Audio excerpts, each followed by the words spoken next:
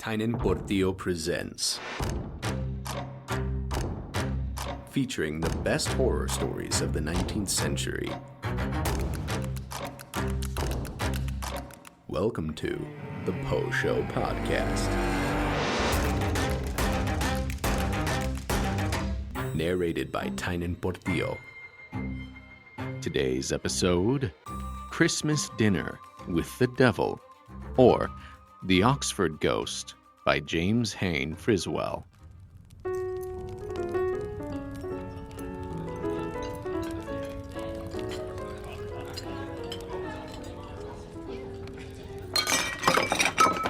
Boodle, sing a song!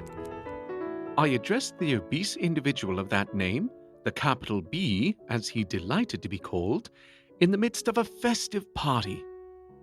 I always make a point thereat of asking the wrong man to do the right thing.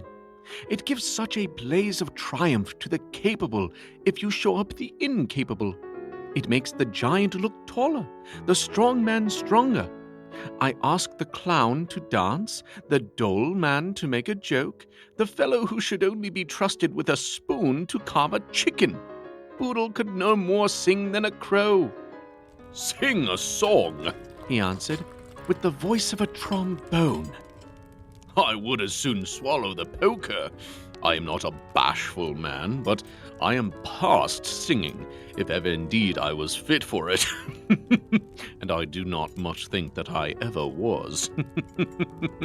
I never sang in my life, but I felt ashamed of myself for doing so. Some people tune away, vociferating pleasantly, watching the flies on the ceiling with an air about them which tells anyone how cleverly they think they do it. They like it, I suppose. But as for myself, I never in all my life sang, but I felt uneasy for at least 3 weeks afterwards. The last time I attempted anything of the sort was when I went to a whitebait dinner. And you know that I could not look any of my friends in the face for 3 weeks afterwards. Pleasant that, was it not? Sing. No, I'll die the death of a martyr first. Then you will do something to amuse the party. A Christmas party comes but once a year, is sacred to old feelings, old superstitions, old stories, old songs, old loves, old fancies, and old remembrances. Thank heaven for Christmas. Amen, said the priest piously. You have been, said the soldier of the party, carefully caressing his whiskers. You have been out in the world a great deal, sir? Oh, yes, answered my uncle. Out a good deal, out of my reckoning sometimes, out of spirits very often, out of sorts as well, very seldom till I grew rather wiser, out of debt. And when I was young, I must confess it, what with dancing at parties with pretty girls and staying late at bachelors' rooms, very often out of nights.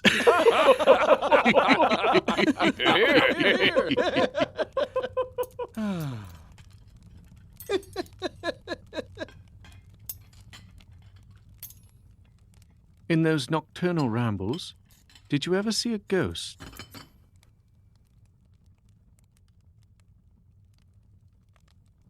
Well, answered my uncle, I can't say that I did, and I can't say that I did not. I am in a state of perplexity between the two. To my dying day, there is a point which I can never solve. And I don't believe I shall either. No, not if I live to be 80. It was about Christmas time, too. How was it then? Yes, go on, tell us. Why thus?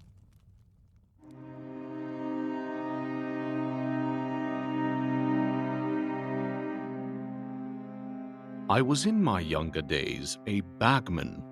Why they called us bagmen, I don't know, nor do I care. Your aunt did. She used to be preciously wild about it. But so long as I pleased my customers and got orders for the house of which I am now the head, what cared I? I dare say that the young fellows who look to inherit my sovereign will not think them less heavy because they were earned by a bagman. I would rather be called a bagman than a commercial gent. Commercials, they call them, now that they are whisked about from place to place in railway carriages. Ah, mine were the days.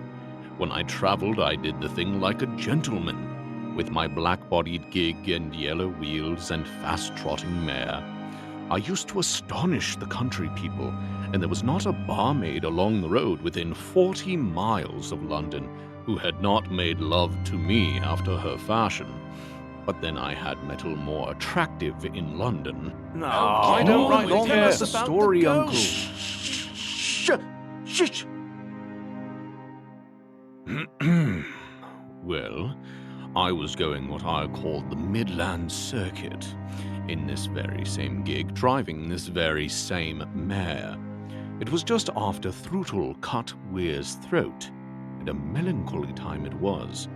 The country papers were full of murders, and every passenger on the road looked sharply into the faces of those whom he met, and thought every other person a highwayman. As for me, I put a couple of good double-barreled pistols close to me in the gig, buttoned my coat round me, and determined to take my chance. I was in the tobacco trade then, as now. Perhaps so many people did not smoke as now, perhaps they did. But at any rate, cigars and tobacco were higher in price, and we made such a good thing of it that no one could afford to keep a traveler from taking orders, especially just about Christmas time, when I was closing up the orders for the old year and getting fresh in for the new. Well, I was down in Oxfordshire, travelling northward, and I got to Oxford a few days before Christmas. When I got there, I found a letter from the governors stating that at about 20 miles north, a bill would be due and would be paid at the bank there upon the day after Christmas Day. I knew they were in want of money, and I quite understood that my orders were imperative that I should be ready to present the bill when due. I wanted to get home amazingly, but what was to be done? The bill must be presented, and so there was an end of it. Sure enough, I stayed in Oxford to eat my Christmas dinner. I went to church and heard the cathedral service in the morning and joined in the Christmas hymn. I looked hard at the melancholy old fellows, the few, very few, who were left in the colleges upon that day. I thought, how lonely must their life be? And before I went to dinner, I walked into 2 or 3 of the colleges and marked 1 or 2 solitary lights in the windows of some of the quadrangles, and thought, almost with tears in my eyes, of the poor solitary scholars, the reading men who were there alone with their books upon Christmas Day. I made myself thoroughly miserable about them, I can tell you. They might have rare puddings in the hall and fine beef, I dare say, but the poor scissor or servitor, one's Oxford and other Cambridge, I don't know which, they are the same thing in spirit, sat there by his twinkling candle, thinking, I'll be bound, of Christmas Day at home. I was so melancholy and depressed with these thoughts that it came into my head that the best thing I could do was to drive them away, or else I knew that I should spoil my dinner. I therefore whistled the fagend of a tune. It was Begone Dull Care, then fashionable, I think, and began my journey toward the White Hart.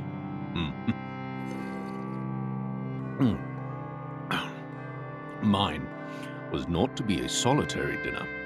Groggins, an enterprising young fellow in the wine trade, he has chalk stones on his fingers, a large fortune, and occasional fits of delirium tremens now, was to be my companion. And after dinner the landlord was to come up and to bear his part in a song, and in a bowl of punch which, in honor of its being Christmas, he had, time out of mind, provided for us bagmen. Well, I was just stepping out of the quad at Corpus, turning round my head to look at the solitary twinkling light of one poor devil in the corner, when who should I run against but a collegian.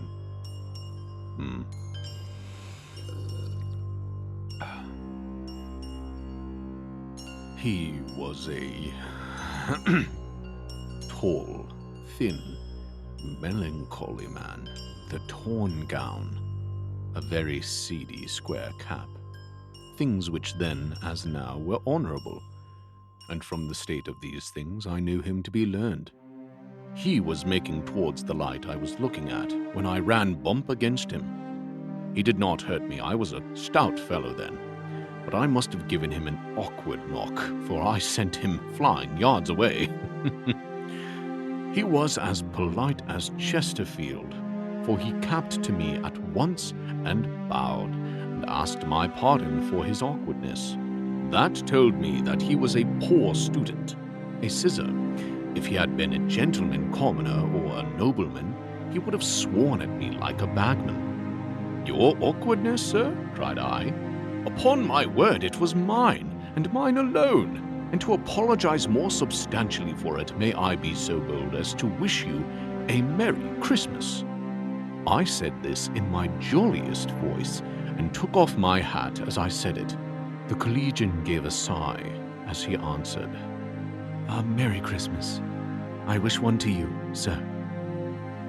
That sigh troubled me so much that my mind was made up what to do at once.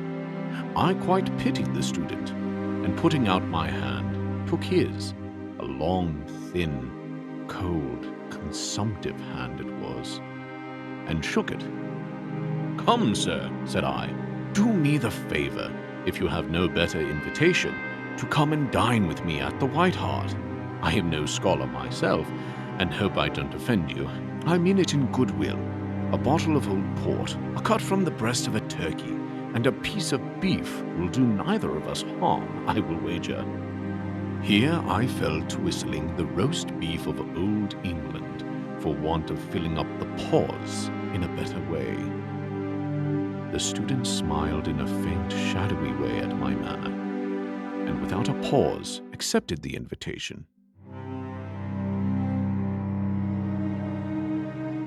When I had got him, I felt somehow awkward, and did not know what to do with him. Here was a gentleman and a scholar accepting the invitation of a bagman. How should I make him jolly? Would my rude mirth and town stories please him? Would he care to know the maker's price of the weed? I was so fat and burly, he so long, thin, and shadowy. I so untaught, he so learned. I knew this by his air, his manner, his walk. I felt at the same time awkward and proud, frightened and rejoiced at my guest's presence. Presently the sound of Christmas bells came upon the air, so jubilant, ringing, thronging, hurrying through the air, tumbling over each other in their hurry to get through the belfry bars, and carrying so much good fellowship with them that I felt quite ashamed of my pride. 1820 years ago, thought I, there was no pride about the invitation given then. It is a holy season, and the best way to keep it holy is to behave naturally and kindly, and to put my pride in my pocket. After all, I am not sure that the student will not be very glad to dine with me. These thoughts flashed through my brain in a minute. I had scarcely gathered up my thoughts when, through the ringing of the bells, I heard the voice of my acquaintance propose that he should run to his rooms and change his dress. But I, looking at my watch, and not sorry at walking with a gown, took his arm within mine, and declaring that not a moment was to be lost, set out for the White Hart. The landlord looked surprised at me and my guest. What was more, the Boots, who, with a shining face and hair combed straight upon his forehead, stood at the door, partly in expectation of a Christmas box, and partly to greet his old friends, absolutely did not recognize the student. I should tell you that Boots was an old Boots, and that his peculiar pride and fame lay in the fact that he positively could remember the faces of every one of the members of the colleges, and that upon consulting him upon any point in that way, he was never found to trip. Well, we went up into the great room of the inn. The landlord had drawn the screen round the table, enclosing the fire, and endeavored to take away from the vastness of the room. There was a 4-branch candlestick with wax candles, but they did not seem to give me much light. The very fire on the hearth, which was roaring up the huge chimney when we came in, I fancied to smolder down all of a sudden, and the wax candles actually to want snuffing. A letter with a great vulgar commercial seal lay upon the table.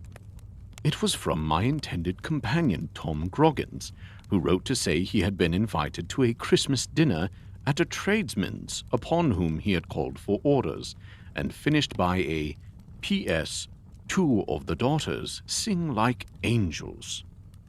I wished the daughters had been anywhere else. I depended upon Tom Groggins' cheerful voice and air. I absolutely felt my spirits sinking.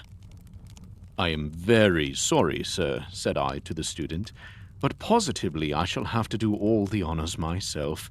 My friend has disappointed me, and I have got no voice." "No what?" queried the student. "No voice, no gentleman to support me." "Oh, that is all," cried he gaily. "I did not quite take you at first. Oh, never mind, I'll be your vice. I'll support you." Here he took off his cap, disclosing a beautifully high, pale forehead, down the very center of which the short, curly, crisp hair grew in a peak, allowing me to notice temples which were as white and polished as the cicatrice of a bum, just as if, indeed, as if 2 horns had been cut off, and the wounds cauterized. He sat down with great alacrity, and the first course, a boiled turkey, having been placed on the table, I sat down too, and proposed to say grace, which I never omit upon Christmas Day. "Stop!" cried the student. "I belong to the clerical profession. I'm a clerk, though not in orders. I'll say grace. Do you say it in English?" "Of course I do," I returned. "Ah," he exclaimed. "I say it in Latin, an old form, you know." "Say on, then," I answered. "No matter what the form be, I can think, though I am no scholar." "Good," returned the student, bending down his head so that the white temples glistened in the light. He then uttered very heartily a few words, which he said with a grace, but which I thought, strangely enough, sounded like an imprecation. "Dominus tenebrarum anc animam ad regnum tum umbrae perducas ut secor. Amen." We fell to, but not with that hearty goodwill which one should when at a Christmas dinner. There is something peculiarly Christian-like and jolly in eating, at least so I think. Men eat variously, to be sure. Some spread about their victuals over their plates, then glower over them, and then devour them. Some men eat ravenously like wolves, others daintily, like pretty ladies. Some men nibble, others gobble and bolt.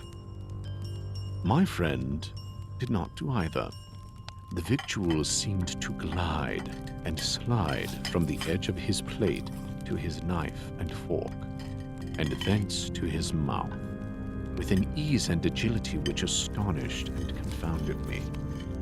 I never saw another man eat as he did. I've had pretty good practice in my life, but my student friend beat both me and all my acquaintances, living or dead. The older man in chains, as they then used to denominate the turkey and sausages, had very nearly disappeared. I should have sent it away with only a modest slice cut out of its breast, but the student would not agree to that. and sliced and cut it nearly to a skeleton. I never saw either a better carver. Wings and legs, breasts, back, and side bones came away like magic. The student did everything with a grace, and even the landlord, who fell back aghast when he came in with the second course, an immense pièce de résistance in the shape of a sirloin of beef, although he looked with a profoundly sad and regretful eye at the remains of the turkey, treated the student with marked respect, and placed the beef before him. "Landlord," said he, "what have you to drink? Something, I hope, that will give me a better appetite. We have been playing at present." Some hock or some sparkling mosé," returned our host. "Pish," said the other. "Give me something fresh and new. We understand all those things. Let our friend drink light wines and bring me some gin and bitters. Mind, the best of both, and just give the fire a poke. Its spirits are gone out." I was aghast. Here was one on whom I had previously looked with respect, asking for the most vulgar of vulgar liquids. The landlord merely bowed his assent, and as it was Christmas Day, I bade my guest drink what he chose to call for. He took me at my word, repeated his order to the landlord, and tossed off the bumper of gin and bitters in a way which made me fancy that the liquid hissed as it rolled over his hot tongue. "Ah," thought I, "it's a wild life they lead at college. This young man will be a ruined man." I cannot say that the liquid appeared to affect him at all. He said it was water, and threw a portion of it in the fire, which blazed up in a pale blue flame, testifying to the goodness of our host's spirit, and at the same time lighting up the pale countenance of my guest, and making me mark more than ever the deep lines in his face, extending from his nose to his chin, and those which spread out from the corners of his eyes, like the lines in a map which show you which way a certain route runs. The beef went pretty nearly as quickly as the turkey had gone.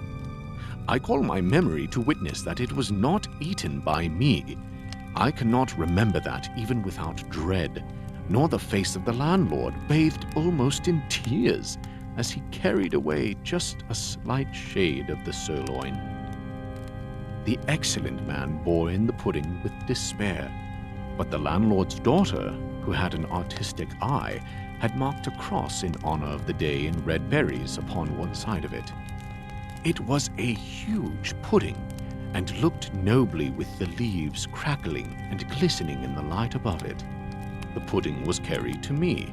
I preserved the pretty cross, not only in obedience to my own tastes, but also to that of my companion, who, when he saw it, would not touch the pudding. He took a mince pie, and talked some nonsense about the holly berries poisoning the pudding, but I did not heed him. I was only glad that we should redeem our character a little. I'll be bound that down in the kitchen they had called a council to consider our enormous appetites. The pudding, with its red cross of beads, was therefore sent away untouched except by me. The cloth removed, we turned to the fire, and the stranger, remarking that he ought to know something about fires since he lit his own and that never went out, gave ours a poke which made it brilliant in a minute. The landlord then brought in a bowl of punch, emptied a glass of it in wishing us a Merry Christmas, and then hurried out of the room to his Christmas dinner. Poor man! My heart misgave me when he left, and I thought how his wife pitched into him about his guests. But if my heart misgave about the landlord, I confess it did much more so about myself. What was I to do with my strange guest? Here was he, glowering over the punch bowl, drinking like a madman, and yet without the slightest effect being produced upon him. I took 2 or 3 glasses of punch just to give myself Dutch courage, and then boldly faced my guest, and asked him to give me a song.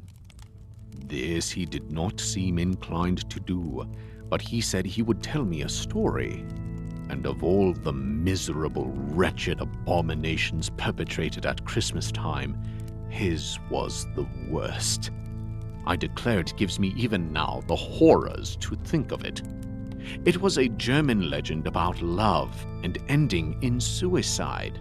The love was none of your true-hearted, legitimate English love, but puny, miserable love, a love which will not fix upon a maiden object, but perversely chooses a married woman.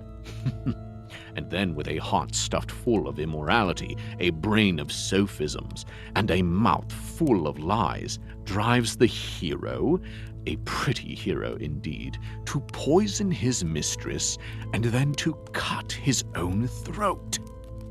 I declare I felt my gall rising. I cleared my throat to speak and trounced my guest soundly. He laughed hollowly enough and talked about the English being excessively tame and silly, and wondered why we did not show the same spirit as our neighbors did. Heaven preserve me from such Christmas talk. I had made up my mind to give him a piece of it, when he opened his mouth again and proposed Snapdragon. The punch was gone, and while I played at Snapdragon, he said he would brew some punch. I was terribly weary. I wished heartily that he would go to Quad, as he called his dreary chamber in the old cottage, but I could not drive away my guest. He lighted the Snapdragon, therefore, and he tucked up his coat cuffs. I declare that he wore no shirt, and showed his long, thin, bony hands at work in the brewing. He next, to give more effect to the Snapdragon, blew out the candles. How deadly pale he looked by the dancing fires of the spirits. How hollowly he laughed, when I, unable to keep my eyes from him, burned my fingers in trying to grope for some raisins.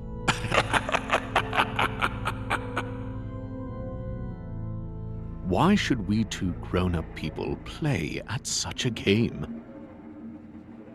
Why should the flame gradually creep up my sleeves, envelop my arms, and dance about my body?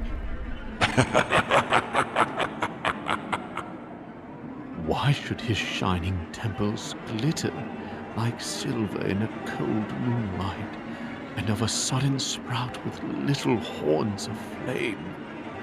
Horns of flame on his temples, tufts and sprouts of flame all over his body, crawling in a quick yet stealthy manner, lighting up his ghastly cheeks, his perfectly handsome and marble face, blue on his temples, blue from his eyes, and blue from his ears, but sulphur color, tending to a rosy flame breaking from his mouth. I was determined to stop it. I shouted, "Save yourself! Stop it! Fire! Fire!" Loudly as I tried to cry, I did not hear my own voice, but I rolled myself on the hearthrug in an agony of fear. Loudly as I tried to cry, I did not hear my own voice, but I rolled myself on the hearthrug in an agony of fear and put out my own flames. When I rose, I still tried to cry. "I know what it is," I gasped. I see it all. It's spontaneous combustion." "It is no such thing, Mr. Boodle," said the strange student quietly. "'Tis a little natural magic. That's all." "Oh, that's all, is it, eh?" I gasped, my voice again coming to my aid. "Give me some punch. Do anything to...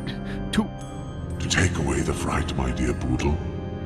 How absurd of you, to be sure. Here's some punch of my own brewing." I drank it rapidly. I believed then, and I believe to this day, that it was a glass of fire, hot, of course, and yet sweet, exhilarating, delicious. It ran tingling through my chest, round about my heart, through my shoulders, under my arms, making my elbows feel funny, and my very fingers as if they did not belong to me. Running downward, it made my knees knock together with a delicious delirium tremens, darted into the soles of my boots, warming the calves of my legs in its backward transit, then shooting up my spine till it settled itself in the back of my cranium and drove me mad. That was the effect of that punch. I was mad, raving mad. The place itself whirled round with me and seemed motive and alive. The student sat opposite, with his elbows on the table, his ghastly face exaggerated in its horrible whiteness in his long claw-like hands. He gazed upon me with a face full of malice. I still drank on. Drink? I could not help drinking. The very glasses were alive. Some of them had legs and staggered towards me with a drunken gravity and bowed with a mock splay-footed humility, begging me to empty them. Others, not content with this, flew round my head like the brass balls of a street conjurer, whilst I, catching them with a wondrous dexterity, emptied each in its turn. Meantime, a little dog, which was basking on the mat before us, lost form, became serpentine, and burst out into a strange compound of fiendish hands, fowl-like legs, lizard tail, which, headless and monstrous, held up in its hands a tall glass of punch, and begged me to drink. Suddenly the clocks of the various churches struck 12, and I was sobered in an instant. The dog, I am bound to say, became a dog again, and the glasses, but they were empty, stayed quietly on the table, and did not offer themselves to my grasp. I rocked to and fro in my chair. I did not know what to do or think. My head still ached, ready to split. "That bill is due tomorrow," said the student, whose face did not look so very fiendish. "If you go on drinking like that, Mr. Boodle, you will never be able to present it." "My college punch was good, was it not?" "Good," cried I bitterly. "Good, oh, yes." Then with a desperate resolution I cried, I'll go now. I'll go at once." I said this because I knew it was the only way to get rid of my tormentor. "I'll go with you," he answered. "You will find someone up when we get there who will give us a bed. Come along, another glass, and ring the bell."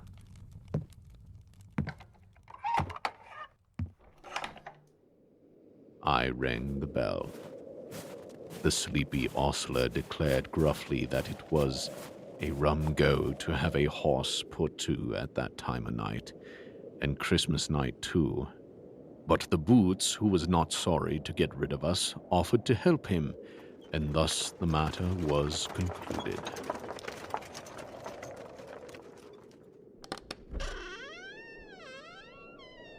When I got into the gig, I wrapped myself up warmly. My tormentor mounted beside me. He said he went to take care of me. Take care of me, indeed. We drove out into the quaint streets of the old city, with its colleges with spires and Gothic archways, the old gable ends of houses showing sharp and clear in the moonlight. No one was abroad. We drove, as it were, through a city of the dead. The moon was on the offside of us, a little to our back, so that it threw the shadow of the horse and gig, and the driver plainly enough before us on the near side. I say the driver only, for the thing which sat by me in a ragged college gown and square cap had no shadow. I was not surprised. I had been horrified to my utmost. I could wonder no more. I drove forward into the open country, where the road glistened white in the moonlight, and the long shadows of the trees were thrown across our path. Out and away, far away. The mare traveled like lightning.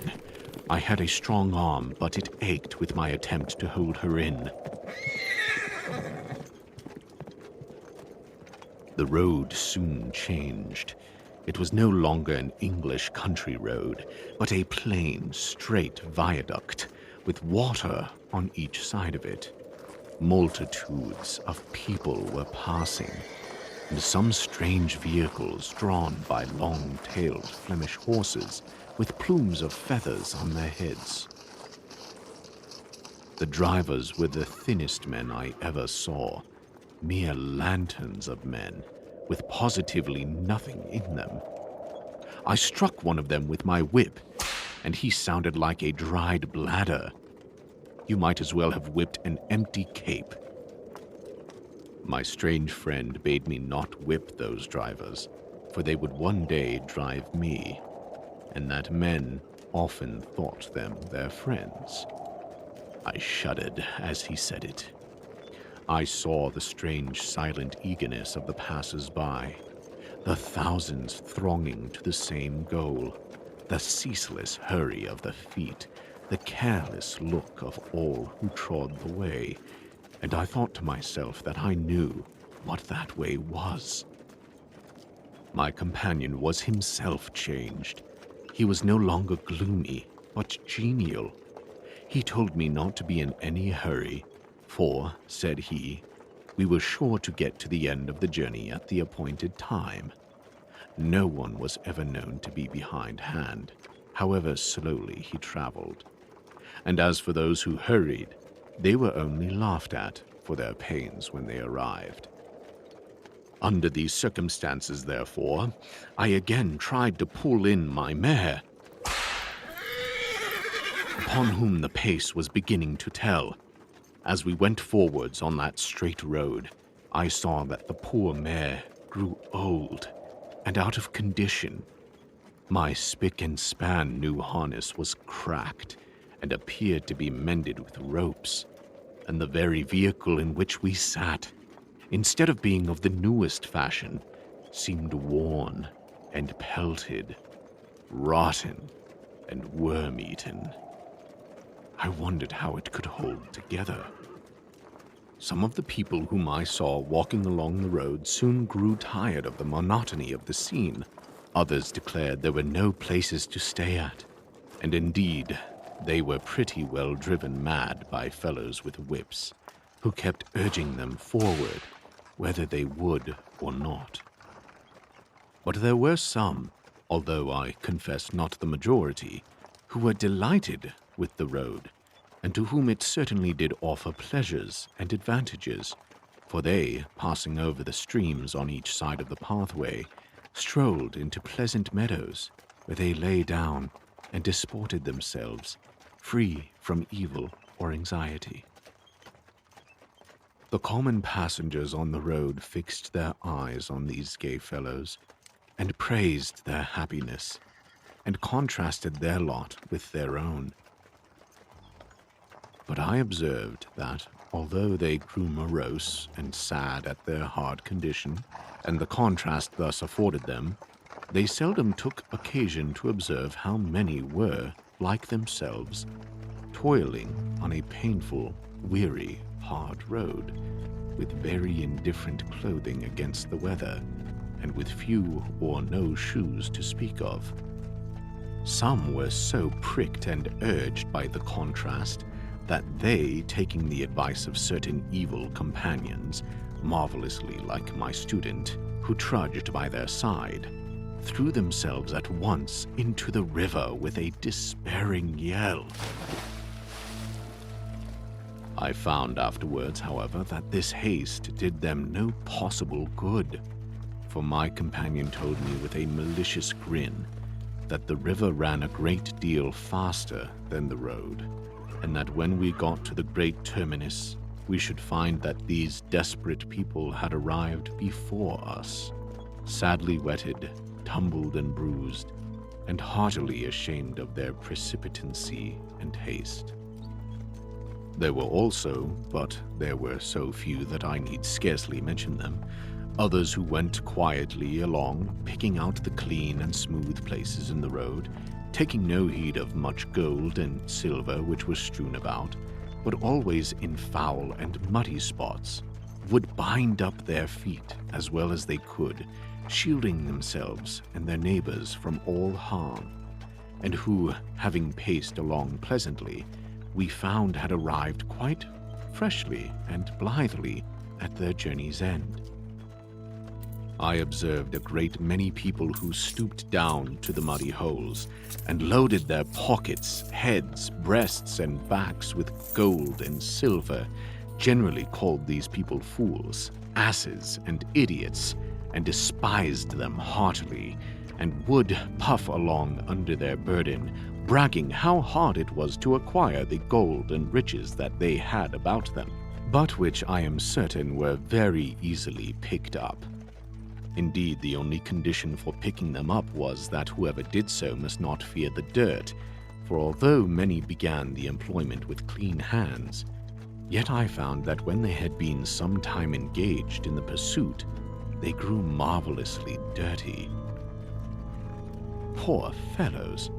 They were to be pitied, for when we arrived near the end of our journey, I found that all of them had to throw down their burdens. Aye, and to wash themselves pretty clean too, before they were allowed to enter, so that none of these, I should fancy, who took to the occupation, which was very popular, of gold picking, got the first place. As for myself, I never quite reached it. But it could not, I think, have been very far off, when my strange friend gave the reins a pull and turned the decrepit old mare into a wayside inn. Such an inn! It had been a magnificent church once, but now it served for meaner purposes. The oriel window had been blocked up, galleries built along the aisles, and the arches were filled with bricks. It was miserable to look at, very miserable. I shivered as I entered it. The student jumped out of the gig and called for the ostler. A miserable, wan skeleton of a man came and took the old mare's head. I got down and felt terribly stiff and old.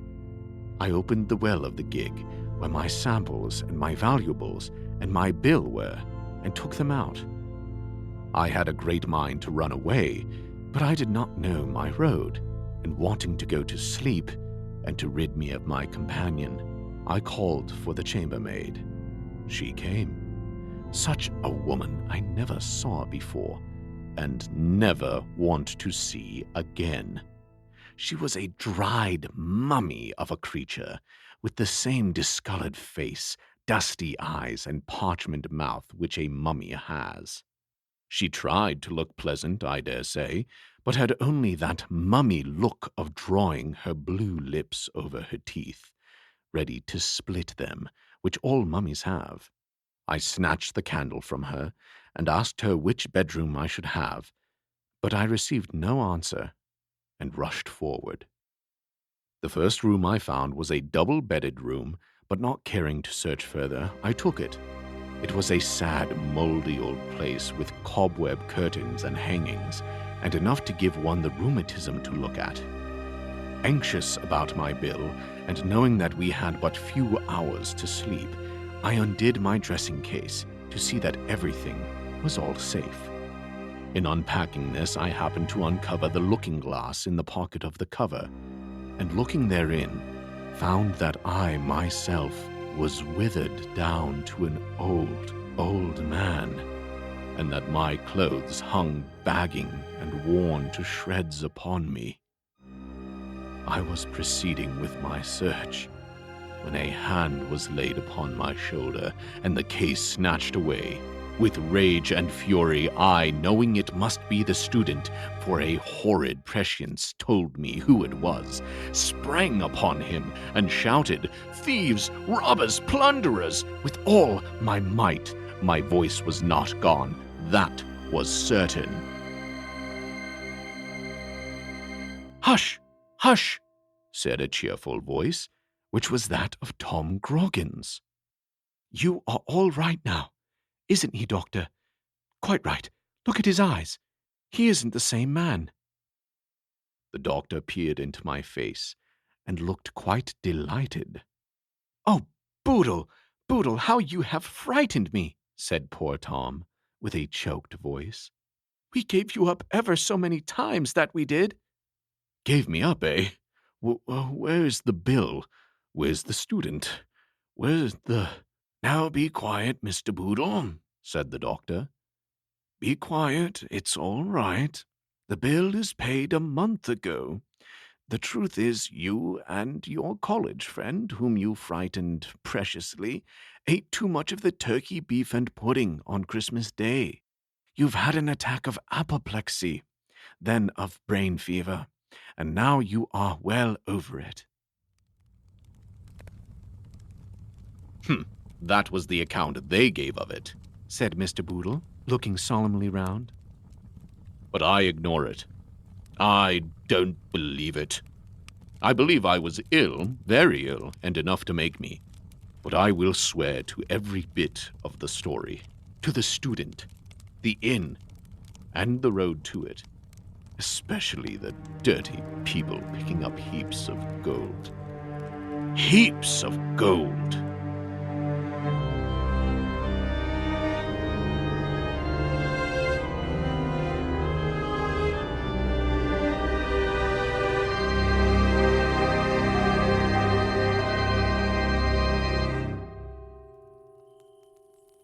Hello, welcome back to the Poe Show, and Happy New Year.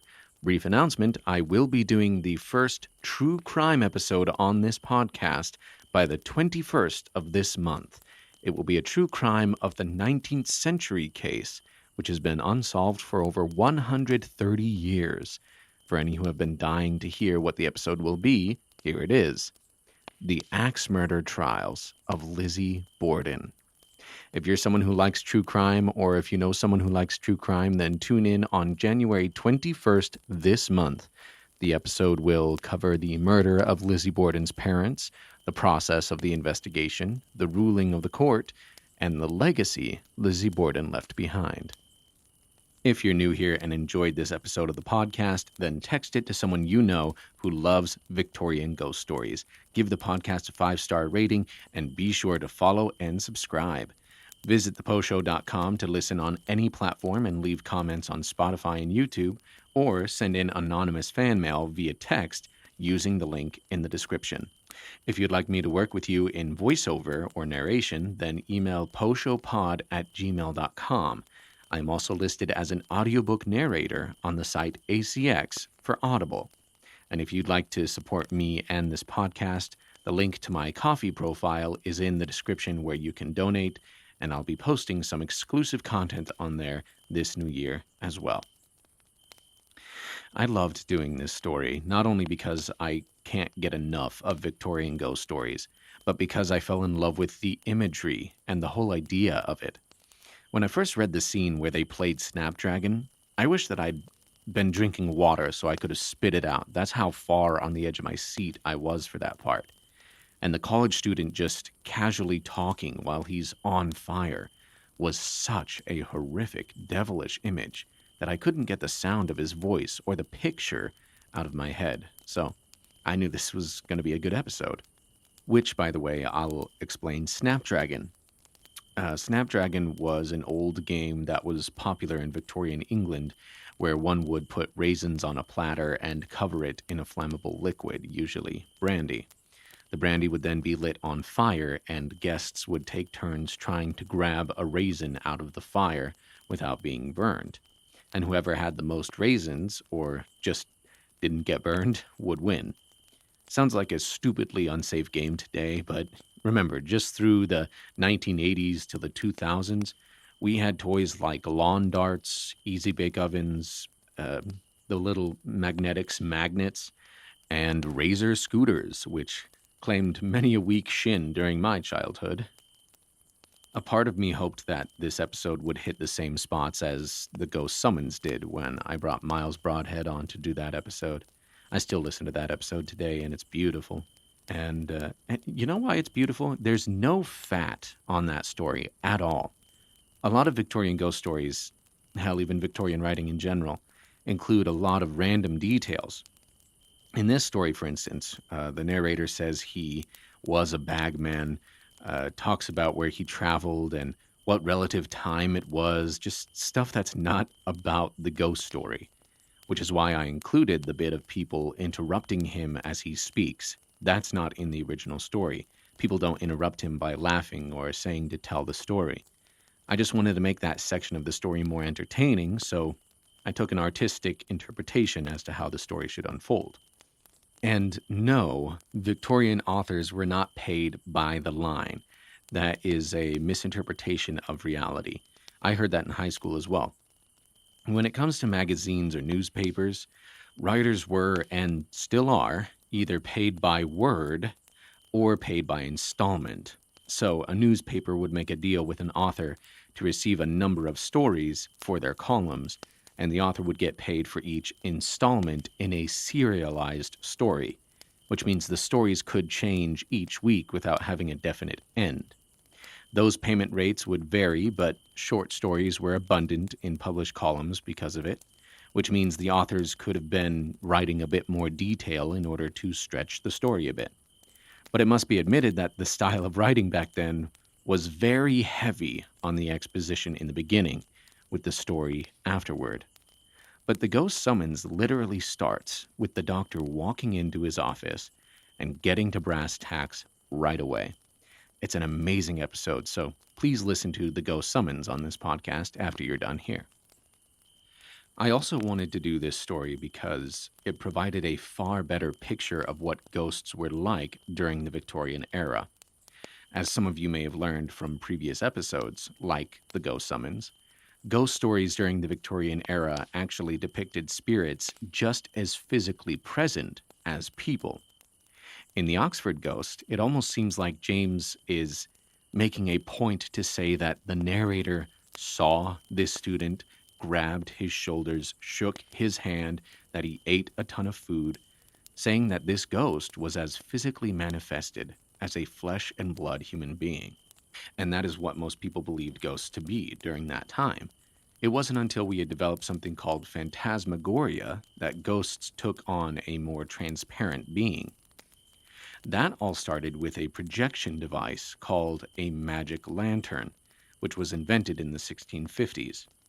Projectionists would then put on shows to audiences in dark rooms, showing the images on the walls.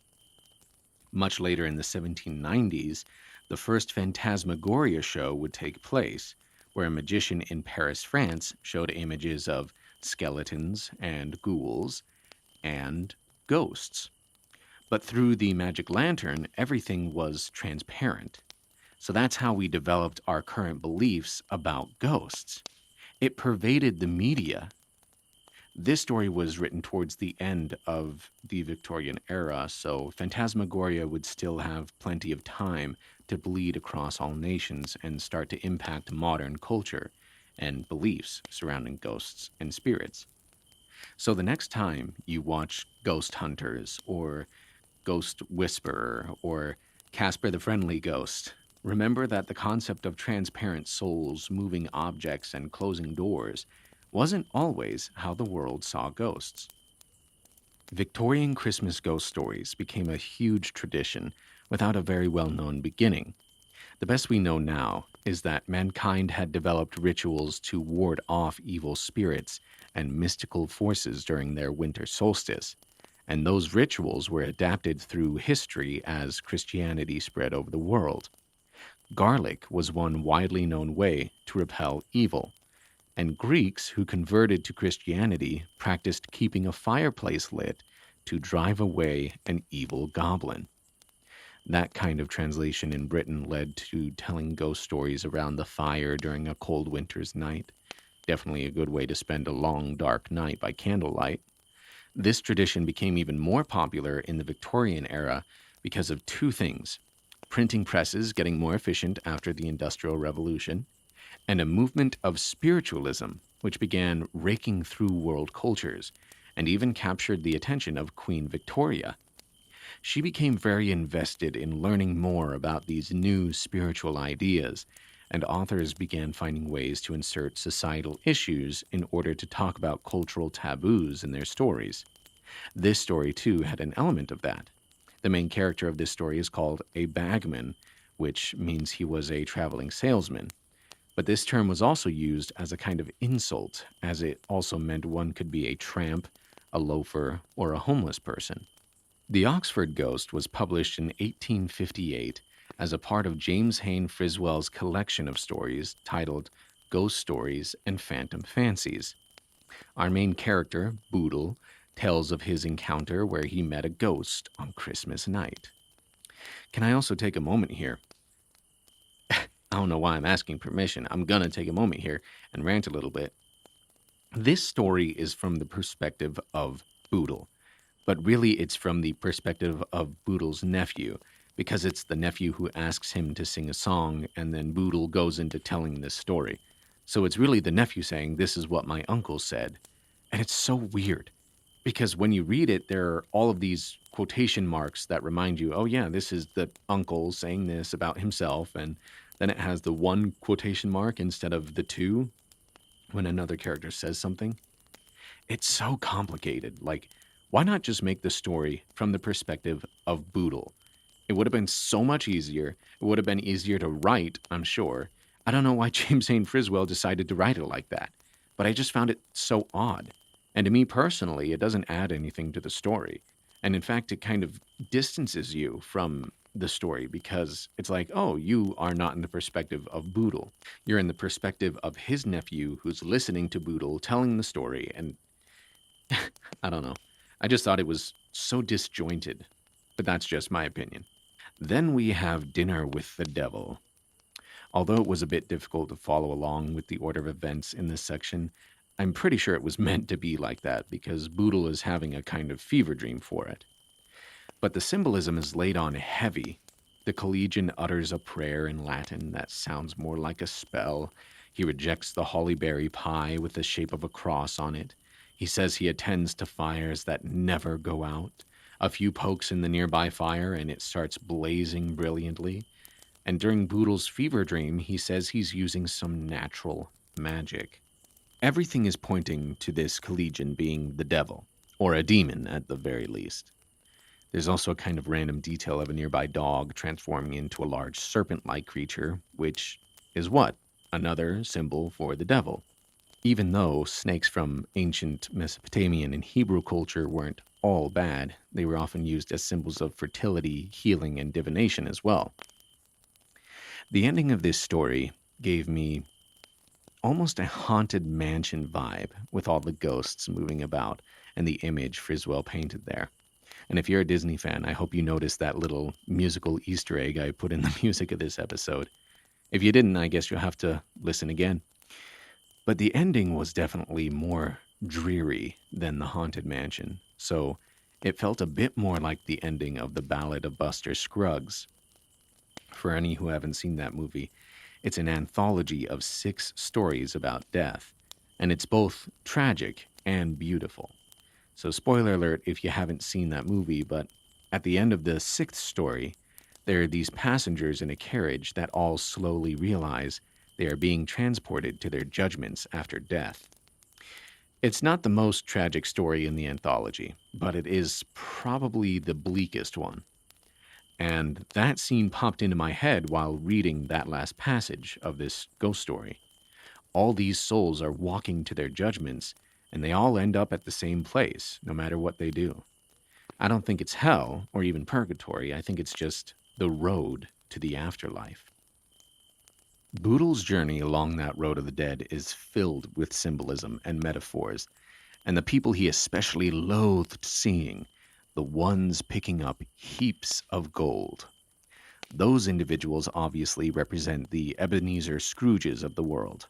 Those who hoard wealth for the sake of status and social class instead of improving the world we all live in, or realizing that they can't take it with them. Interesting that that's a common theme in Victorian ghost stories, huh? You'd think maybe we'd learn a thing or two from reading that over the centuries. You can't take the wealth with you, and the only ones who get it after you're gone will be the lawyers and debt collectors. In fact, at the end of your life, with everything stripped away, all they have is dirty hands. Not to say that having a lot of money is a bad thing, of course. The thing that's being criticized is the hoarding of wealth and how people get their hands dirty to get more. Themes like this are relevant even today. Need I mention the public's reaction to a certain death of a certain CEO of a certain health insurance company? Or need I remind you of a certain submarine with certain passengers that was never seen again? The story ends with Boodle having aged to be an old man. Even his clothes are tattered and worn now. Finding a room in a mysterious inn attended by a mummy, or at least she looks like a mummy. Then suddenly being snapped out of his dream by a doctor in the real world. Seems like Friswell is saying that age has a way of sneaking up on you, and a person only has so much time to live their life fully. So, what was your favorite part of the story? Did you like the journey to the inn? Playing Snapdragon? Do you enjoy the aftertalk and learning about the history of the piece and its context in the world? Leave a comment on Spotify and YouTube to let me know what your favorite part of this creepy Victorian ghost story was. Thank you so much for listening to this episode of The Poe Show. Be sure to like, subscribe, follow, and add this podcast to your favorites. This podcast is on TikTok, for the time being anyway, at Poe Show Podcast, and on Instagram at The Poe Show Podcast, where I post some more fun things related to Edgar Allan Poe and classical literature. Also, in response to the thing happening with TikTok, I will be transferring most of the content that I would make on TikTok to YouTube Shorts if it gets banned.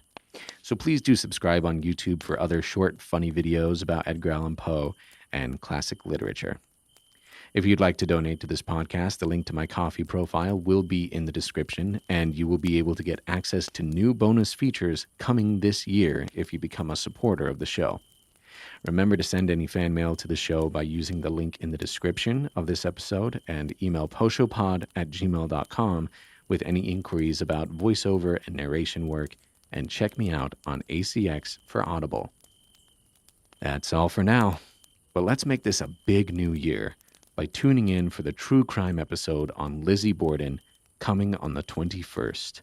You'll hear from me then on the Poe Show Podcast.